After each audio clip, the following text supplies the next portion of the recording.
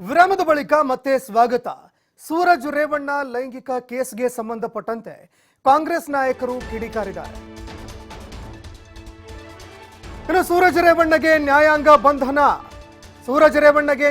ಬಂಧನವನ್ನ ವಿಧಿಸಲಾಗಿದೆ. ಪ್ರಕರಣಕ್ಕೆ ಸಂಬಂಧಪಟ್ಟಂತೆ ಸಿಐಡಿ ಕಸ್ಟಡಿಗೆ ಕೇಳಲಾಗಿತ್ತು. ಆದರೆ ಸೂರಜ್ ರೇವಣ್ಣಗೆ ನ್ಯಾಯಾಂಗ ಬಂಧನ ವಿಧಿಸಲಾಗಿದೆ. ನ್ಯಾಯಾಂಗ ಬಂಧನಕ್ಕೆ ನೀಡಿ ಜನಪ್ರತಿನಿಧಿಗಳ ನ್ಯಾಯಾಧೀಶರು ಆದೇಶ ಹೊರಡಿಸಿದ್ದಾರೆ. ಜನಪ್ರತಿನಿಧಿಗಳ ಕೋರ್ಟ್ನ ನ್ಯಾಯಾಧೀಶರು ಈ ಆದೇಶವನ್ನ ಹೊರಡಿಸಿದ್ದಾರೆ. ಸೂರಜ್ ರೇವಣ್ಣಗೆ ನ್ಯಾಯಾಂಗ ಬಂಧನವನ್ನ ವಿಧಿಸಲಾಗಿದೆ.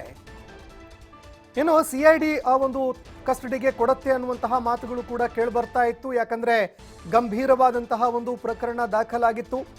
ಆದರೆ ಜನಪ್ರತಿನಿಧಿಗಳ ನ್ಯಾಯಾಧೀಶರು ನ್ಯಾಯಾಂಗ ಬಂಧನಕ್ಕೆ ಒಪ್ಪಿಸಿ ಆದೇಶವನ್ನ ಹೊರಡಿಸಿದ್ದಾರೆ. ನ್ಯಾಯಾಂಗ ಬಂಧನವನ್ನ ವಿಧಿಸಿ ಇದೀಗ ನ್ಯಾಯಾಧೀಶರು ಆದೇಶವನ್ನ ಹೊರಡಿಸಿದ್ದಾರೆ.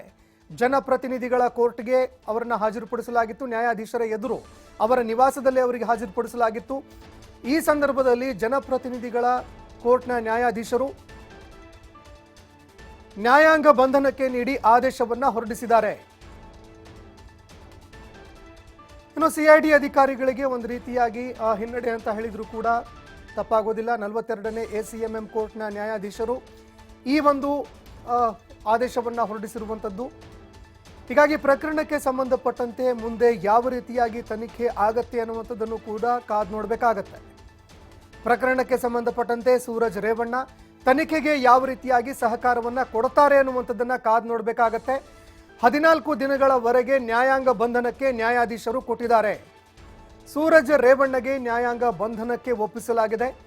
14 ದಿನಗಳವರೆಗೆ ಸೂರಜ್ ರೇವಣ್ಣ ಇದೀಗ ನ್ಯಾಯಾಂಗ ಬಂಧನದಲ್ಲಿ ಇರಬೇಕಾಗತ್ತೆ. ಪರಪ್ಪನ ಅಗ್ರಹಾರಕ್ಕೆ ಅವರನ್ನ ಶಿಫ್ಟ್ ಮಾಡಲಾಗತ್ತೆ.